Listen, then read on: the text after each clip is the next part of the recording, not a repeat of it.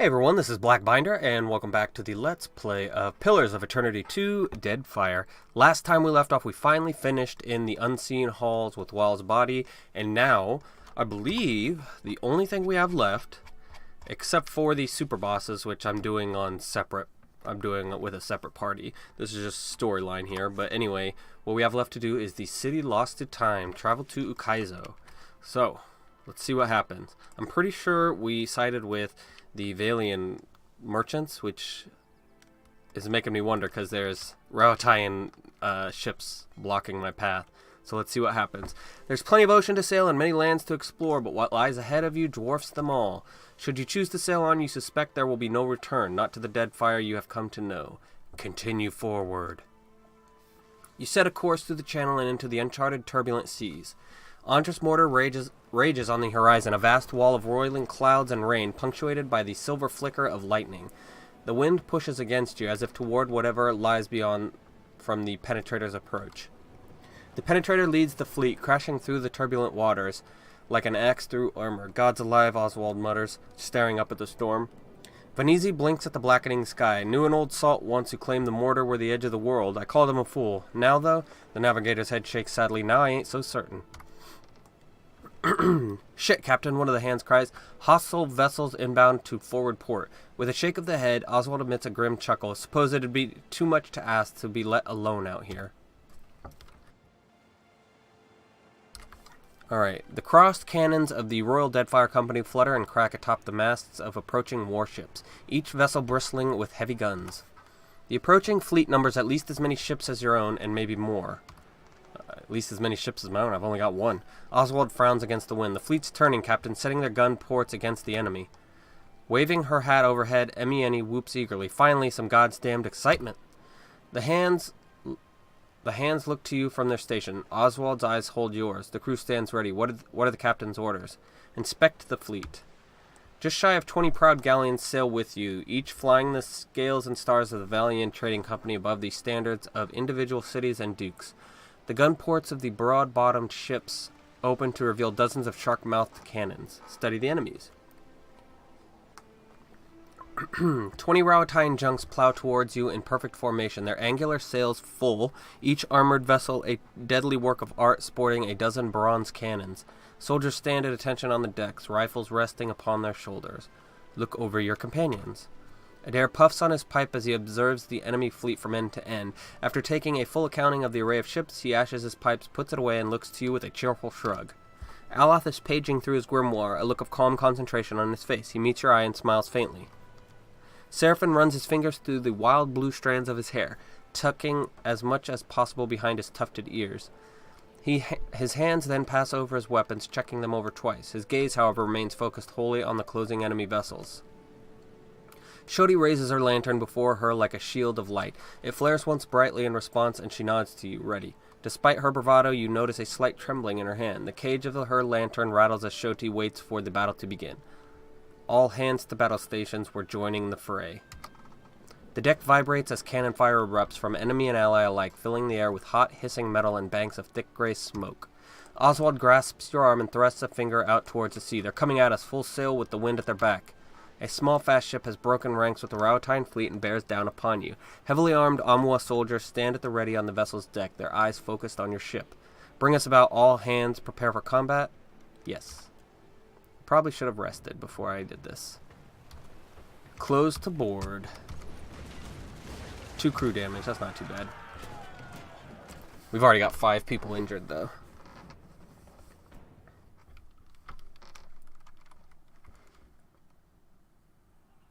Alright, here we do this. Let's do this.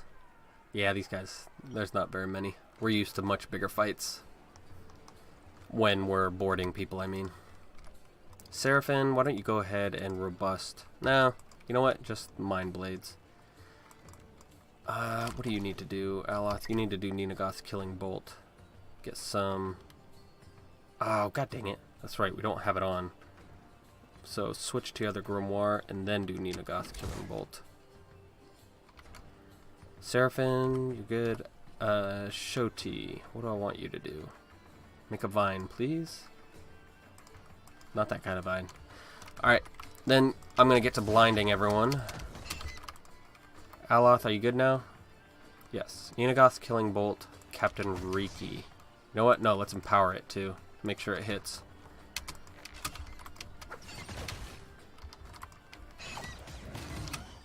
My guy just blowing people up.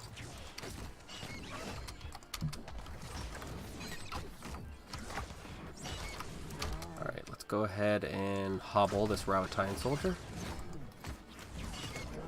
And then get rid of his unbending so we can actually kill him. And we're good.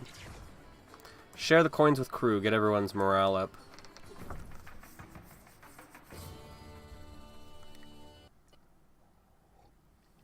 Son of a gun. The game has crashed. Alright, we are back. Sorry about that. Let's just redo this fight.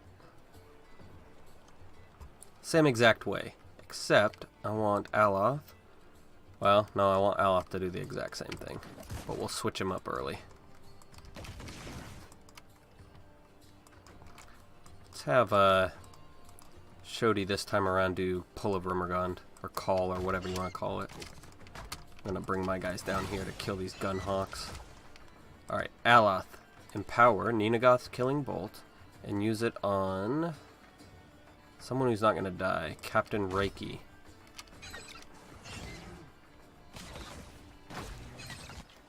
$106, not bad. Man, everybody's blowing up.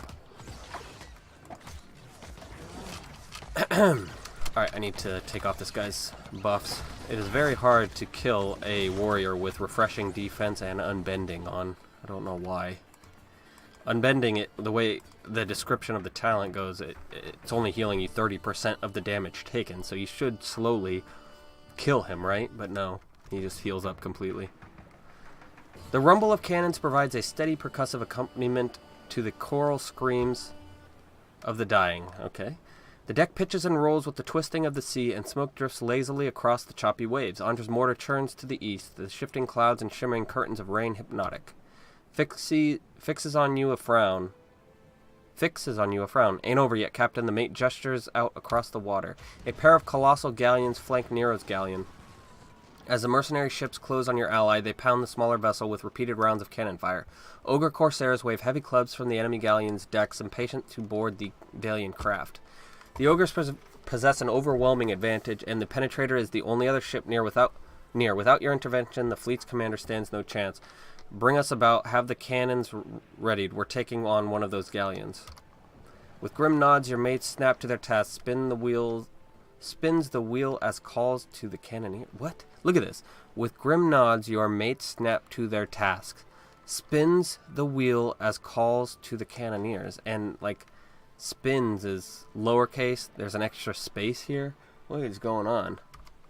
The Penetrator turns, barreling towards the ogre-crewed galleons in the hope of offering your allies a reprieve. Copperhead points to the dark spot. Yeah. Close the board. 3 crew damage. Ouch. We're down to 57 whole life. Or whole health. But we could probably charge one more ship. These ogres are going down. They got mohawks, though. We need to be careful. That means they're stronger than normal ones. Alright. Let's check out Wake's Wand first. All soulbound upgrades are complete. Whale Sight. 100% of misses converted to grazes with empowered attacks. That's dumb. But I guess it's got other empowered abilities as well, so it's not too bad. But my empowered shots shouldn't be missing. Let's go Pull of Rimmergond again. I'm going to bring my guy around to take out the ranged dudes.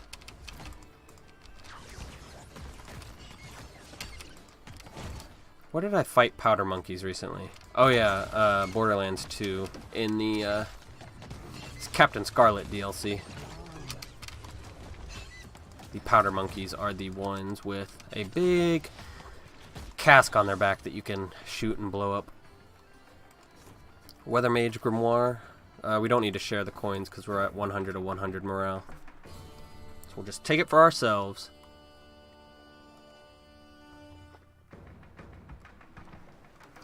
The rising winds do nothing to clear the obscuring haze of choking smoke. Popping gunfire punctuates the timpani roll of cannons, and the shouts of desperate sailors vie with the screams of the dying. Enemy and ally alike disappear into the morass, which glows from within, illuminated by burning wrecks. A ship looms out of the darkness to port, and its crew call warnings in their desperate attempt to avoid a collision. They fail, and the penetrator heaves as the enemy vessel slides along its broadside. Another craft appears directly ahead. With no room to maneuver, the penetrator grinds up against it, sandwiched between the two enemy ships. You're trapped. We're being boarded. Pouring out of the haze, a squad of Rauataian troops cross the collected decks. Firearms at the ready. Awesome. We're getting, pincer attacked. I don't think it was on purpose, though. I think it just happened this way. Nope. Okay, so we're good. They're all on the side. Why are there Valian sailors on the Rauataian ship? I'm gonna get my guy back here and take out these oh, what the hell are they called? Squishy foes. There we go. That's the word I was looking for. The weather mage for one. Then the gunhawk. The Deadeye gunhawk. And then we'll get around the back and actually let's make sure everyone's auto-attacking. Normally I don't like it, but these are easy fights. Captain Mosquaro. Dead. Let's debuff this Rauataian soldier. And debuff this one as well. That tranquil shot is like one of the best skills in the game. For like, it's just awesome. You can remove buffs from anyone so far. I haven't had it fail on anyone. The penetrator limps away from the broken wrecks gathered behind and breaks free of the bank of smoke. In the distance, Andra's mortar rages, nothing between you and your goal. To aft, the Deadfire Company's fleet lies scattered and broken, the remaining junks fleeing west towards Magrin's Teeth and Sayuka beyond. Oswald claps you on the back. We did it, Captain. The Captain did it more like, Venezia says, wiping away sweat and soot with a rag. We were just along for the ride. Beadle chuckles but glances towards Andra's mortar. Not that we're out of this yet. Still, Oswald shouts, 3 cheers for the Captain, 3 cheers for the penetrator. The crew shouts, hollers, howls, and whoops. That is not what I look like, but I'll take it. 15 morale, 4 sailor experience. Cheers collapse into cries of horror as the surface of the water explodes upward, tearing a nearby ship. What the hell is that? Tearing a nearby ship in half and throwing sailors screaming into the sea. A creature rises from the wreckage, a monstrosity of slick audra and gleaming metal. Oswald places a hand on your shoulder. We've had the god's own luck getting this far. The penetrator don't stand a chance against whatever that is. Our only hope is the storm. What is it? Watcher, I think that beast is eyeing our pals in charge. We've got to try to help. We've got to try to help, whatever the cost. Yeah, we need to help. The surface of the water bulges, then bursts, and with a roar like the crash of the surf, a dragon explodes from the water. Why? The familiar scaled form of Cirillafos sweeps low, swings outstretched just above the white-tipped waves before spraying its briny breath over the metallic monster. Awesome. The monstrosity turns, because we saved the sea dragon in Nekataka, remember? Now he's repaying us. The monstrosity turns on the sea dragon and they slam into one another, tearing at each other with tooth and fang. Essence pours off the pair as they pound one another with their abilities at point blank. Venezia gapes. Sweet, merciful Andra, I was not expecting that. Mess that bastard up good, shouts Emieni. The hand turns back, pointing. Did you see that? We've got a god's damn dragon. Go, now, while I hold the attention of these beings. The green dragon the green dragon's voice echoes among your thoughts. Our debts are cleared, Watcher. Oswald turns. Captain, we might not get another chance. All hands look to you. Eothas threatens everything and everyone you know. Whatever you love, whatever you hold sacred, we're here to save it. Yep. Venezia winces. Must we, though? Might someone else not be up for it? Oswald nods, striding forward. Not a one of us took this commission thinking we'd be heroes, but here we are. Let's show this oversized squall our true mettle. Andra's mortar looms before and above you, dominating the whole of the world. Rain begins to fall. The storms of Andra's mortar encompass the visible horizon. Hurricane winds roar like an imprisoned beast, blowing with enough force to warp the very seas. Past the curtain of rain and above the swell of waves, you can just barely perceive the outline of colossal Audra pillars. You sail in the direction of the closest pillar, fighting the sea to keep a wide berth from the ravaging storm. Waves crash against the glowing surface of the Adra directly ahead. The Animancers are too busy to concern themselves with choppy waters. Shouting orders over the wind, the team coordinates the pulling of levers and spinning of wheels to activate their machine. Many of them plug their ears and mutter prayers to the gods. Others stand enraptured, gazing toward the approaching Adra with an air of accomplishment. Then the final lever is engaged. Alright, they're creating a portal for us to get through the storm. Nothing happens and your ship remains on a collision course with the pillar. As you scramble to brace for impact, one of the Animancers breaks away to retrieve a copper device that fell to the deck. She snaps it back into the setting on the machine and wipes a spray of water off her brow, grinning and flashing a hopeful signal. The machine spools to life at once, and the Adra responds in kind. Reality grows hazy around the point of your prow. Prow? I don't know what that is. Forming a rift that swallows the tip of your vessel with no time to spare. The breach expands to accommodate the rest of your ship, allowing you to sail through without resistance. The air thickens on the far side of the rift as you bob along the ethereal tide. I think it's ethereal, but I've always said ethereal. The penetrator lists at a disconcerting angle, though your boots never leave the deck. With a gentle splash, the penetrator dips down into tangible waters as you maneuver through the other side of the rift. The turbulent winds and rains are at your back. Ukaizo lies ahead. Ornate spires reach up from the island, hinting at the city within. Not all of Ukaizo has weathered the millennia with equal grace. Other structures jut and lean out of the surrounding shallows, making the waters around the island impassable by ship. You resolve to take a skiff the rest of the way. We're here, man.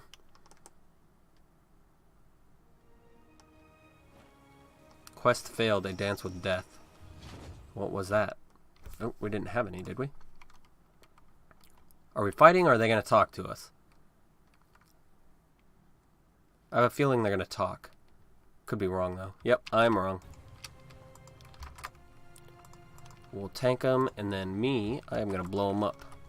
Actually, you know what? Let's mark them first just to get extra critty. Seraphim, do your thing with Mind Blades, and I am going to Ninagoth's Killing Bolt. Oh my god, only 30% chance for that to hit, so maybe not. Alright, we'll try to paralyze him then.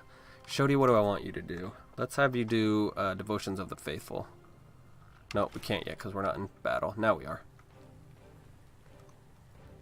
Devotions of the Faithful, as quick as you can, please. Aloth, don't move. Seraphim, get back, so you can take part. Alright, now, I'm going to blow him up. What do I want you to do, Aloth? I forget. Oh yeah, Ninagoths. Try to get them both. 69's pretty good percentage. Not great, but good enough. He's blinded, let's blind him then. Haha, we paralyzed him, did we? No, we didn't.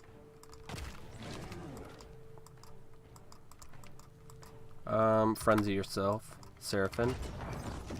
I wonder if these are the exact same ones that I fought on, near Tikawara.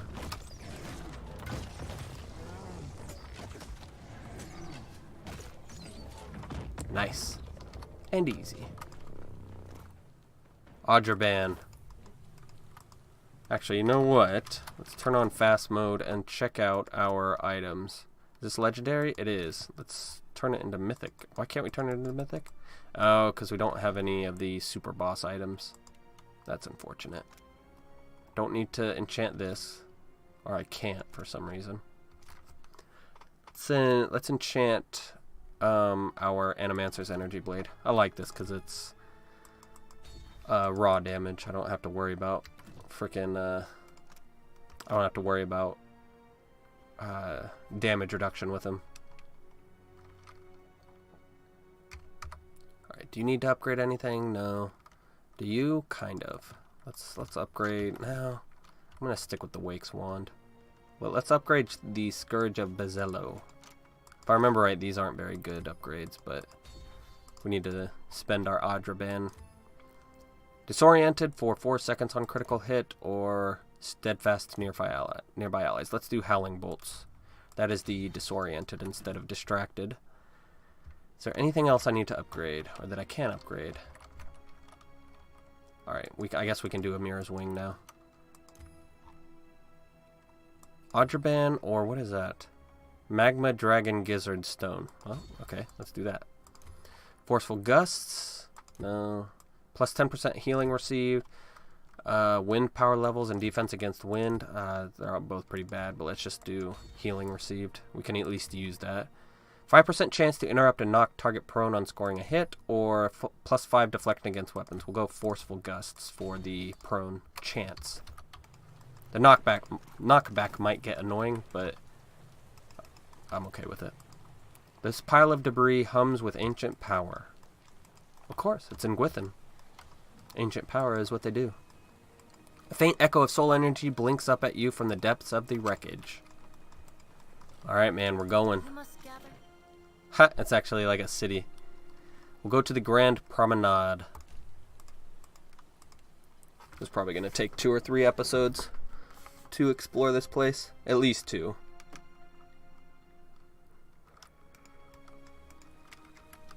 Don't be thinking at it too hard, Cap. You'd be right hungry for an ill wind. Erosion has softened the bronze features, giving the proud statue a brooding air.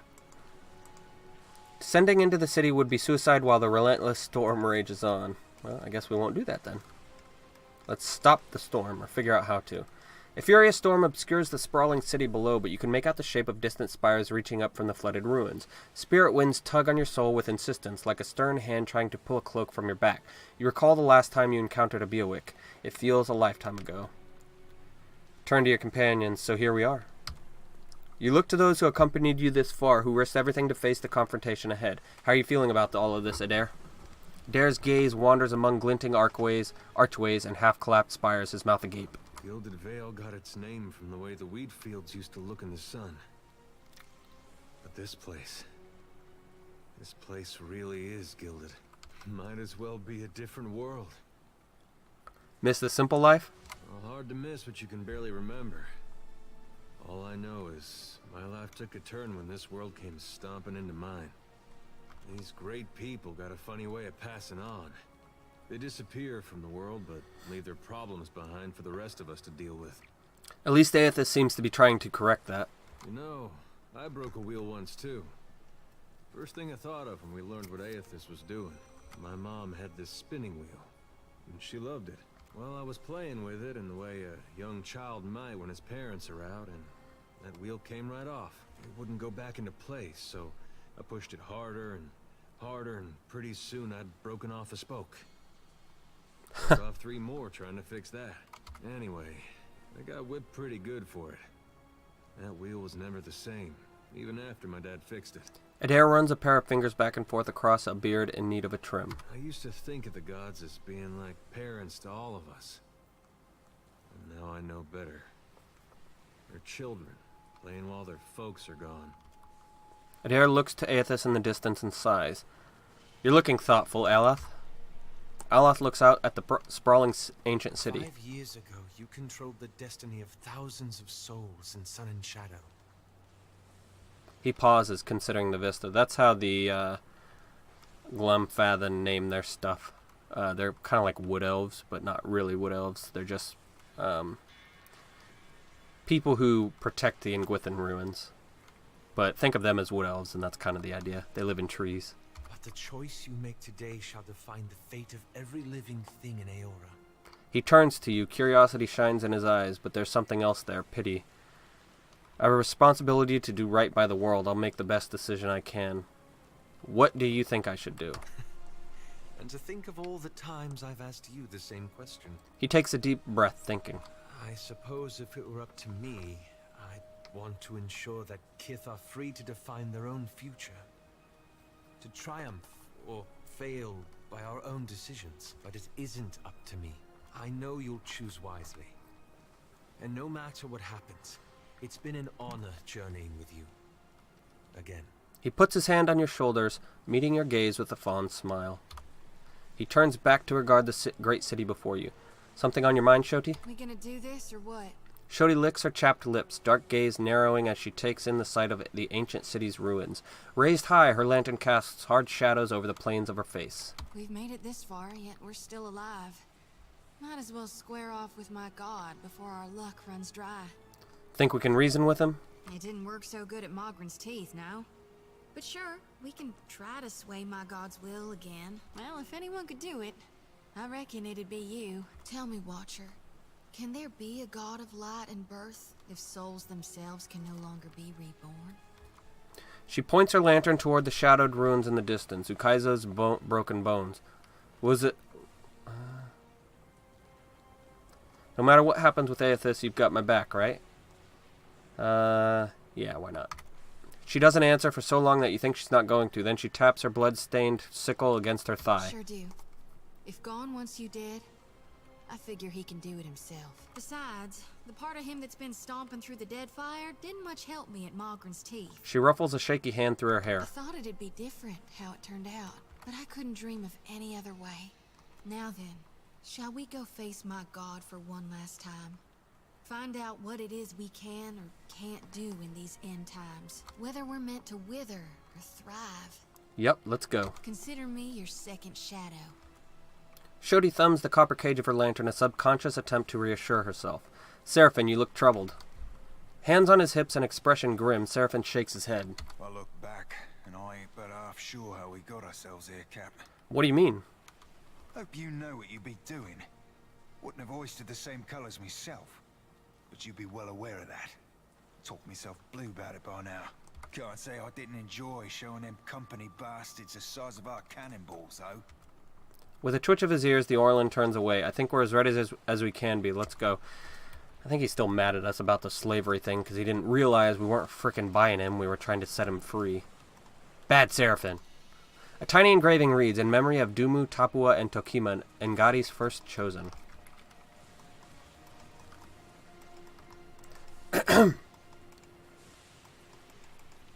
Alright, man, let's do this.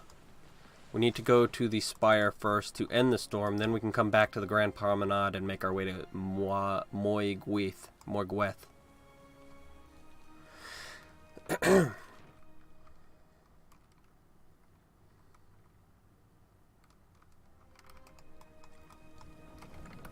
Man, how has this thing been working for thousands of years? That's crazy.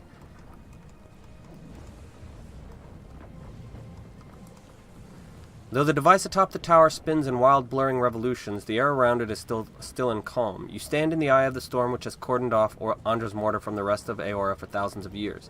You see an antiquated control panel, its levers engaged in positions of activation. A deep percussion shakes the tower by its roots. Somewhere in the obscurity of the storm, Eothas rears back his fist to deliver a mighty blow. The control panel has weathered the millennia better than the rest of the city. A layer of dust covers its elegant glass tubes and engraved copper levers, which appear both intact and fully functional. Deactivate the machine. You grip the largest of the levers and bring it up to its starting position. The vibration of machinery gradually slows and turbulent winds grow calm.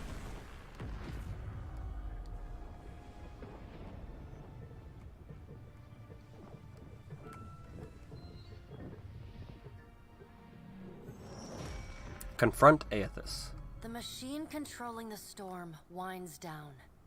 The clattering of its machinery settles into a low whir and then, at last, hiccups to a halt. Beyond the tower, the black, roiling clouds of Andra's mortar roll away from the ancient city of Ukaizo, with only a tired sigh of wind to see them off. And on that last breath of wind, comes to you a familiar sound. The ring of a bell. The bell's ringing is soft. Not the clangor and torrent you've grown used to. It calls to your soul, and your soul yearns to follow it.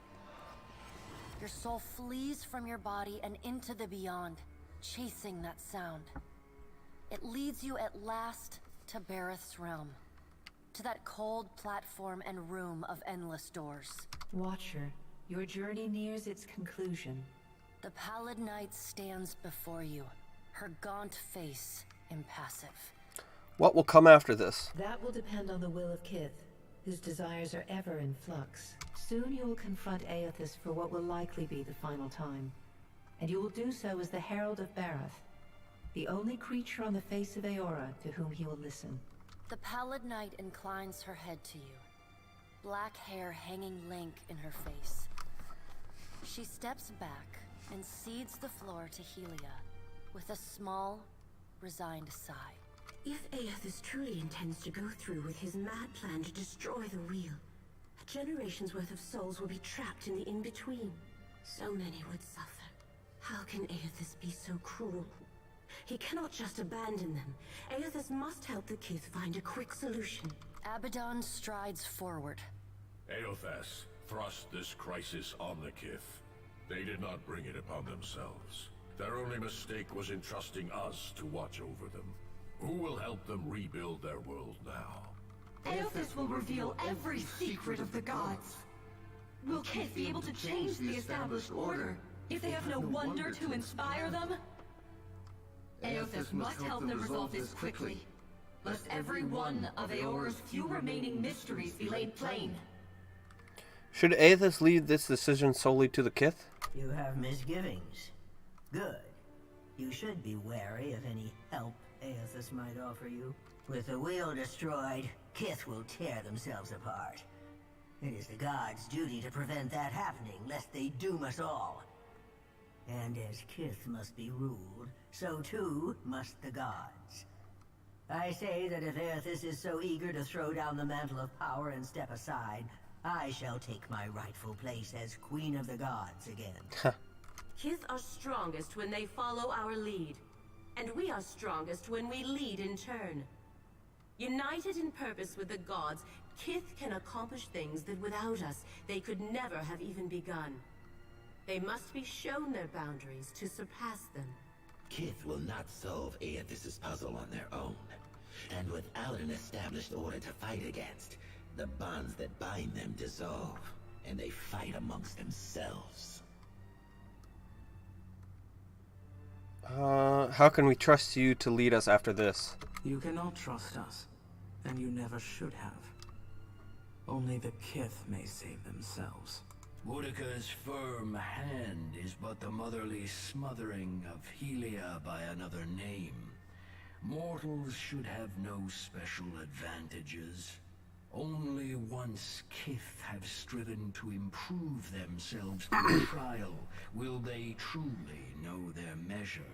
Kith must suffer to find their strength if they are to survive the world into which Eothas drags them. Our intervention in your struggle would be a cruelty and counter to our purpose.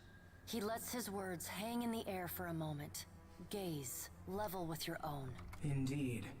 Kith must discover for themselves what it is they are worth, and of what it is they are capable. What we do for them, they do not learn for themselves. Trial breeds ingenuity. If our work of generations was not in vain, Kith will succeed in spite of Eothas' actions. I have faith in Kith's ability to meet Eothas' challenge. Do not mistake my words for indifference, Watcher. They are born from a fierce belief in your potential, not a refutation of it. Eothas wouldn't do this if he didn't agree with you. Maybe we're not doomed after all.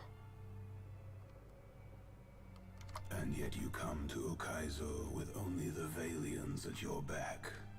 All that Kith stand to lose, and even then your leaders could not join hands. Squabbling instead over prestige and resources. You believe that will change when my final death comes calling? You are a greater fool than I thought. Margaret is blinded by her affection for mortals. She does not see that entropy is the destiny of all things. If Eothas were wise, he would destroy everything. End life. End reincarnation. End death. Kith have had their chance. It is time to let silence reign. As Rimmergon's words fade, the Pallid Knight returns. She no longer towers over you, a giant even among the gods, but meets you at your height. She lets the arms crossed over her chest fall to her sides. She speaks to you openly, plainly, an expression almost like tenderness, turning up the corners of her lips. Well, Watcher, you know where we stand. What do you believe? Everything that's happened, everything that will happen, it's the gods' fault. We're better off without you. True change, lasting change, it demands sacrifice. The coming days will be hard, but we'll be better for it. Things are fine as they are. If we can't stop Eothas from destroying the wheel, we should only rebuild it as it was. The gods did what they could. We'll take it from here. I don't know. The gods, the wheel, I'm not sure of anything anymore, or say nothing. The wheel is your creation. You owe us your help in fixing it. I think we're going to go here. Things are fine as they are. If we can't stop Eothas from destroying the wheel, we should only rebuild it as it was? No. True change, lasting change. It demands sacrifice. The coming days will be hard, but we'll be better for it. Take care that you do not sacrifice all, Watcher. Only what you must. The things you stand to lose, lives, institutions, beliefs, you may lose for good. Now the time has come for us to part, Watcher. I laid upon you a difficult duty, and you have discharged it well. You will be free of it in time, but not now. You have work to do yet. You are no stranger to hard choices. You killed Theos, and when his soul was laid bare before you, you chose to destroy it. You granted him peace. Remember the strength it took to make that choice, and know that you alone may sway Eothas now. When you stand before him, choose your words carefully. She claps her gauntleted hands together, and a sound like thunder rumbles through the room. As the floor crumbles and falls away beneath you, you hear the sound of a single bell ringing, and beneath it, the faintest whisper. Consciousness returns in a wave as the last of the machine's energy dissipates. The calming of the storm reveals the sprawling city around you like sand wiped from a mosaic. You see the distant outline of Eothas raising his fist in triumph and purpose. Keep falling asleep on me, I'm gonna have to start walking behind you with a pillow. Oh, by the way, the storm's gone. Also, I think Eothas has ended the world. Adair takes a long draw from his pipe and nods as he stares at the Colossus in the distance. It seems we're all still here. Aloth glances around, rubbing his head gingerly. Gods and darnation. My head. Shodi presses a palm to her brow as she struggles to her feet. In here with me thinking we were right and proper dead this time. What happened to you guys? Dead, right? Seraphim sits cross-legged, cradling his head between his hands like a hungover seaman. His tufted ears droop. Peering over the edge of the tower, you make out a distant shape amid the ruins below. An iron-studded warship has dropped anchor in the shallows, its cannons angled to the shore.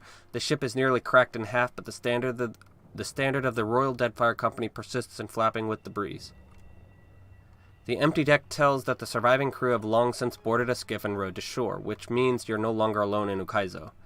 If ever there was a place for a final standoff, it's Ukaizo.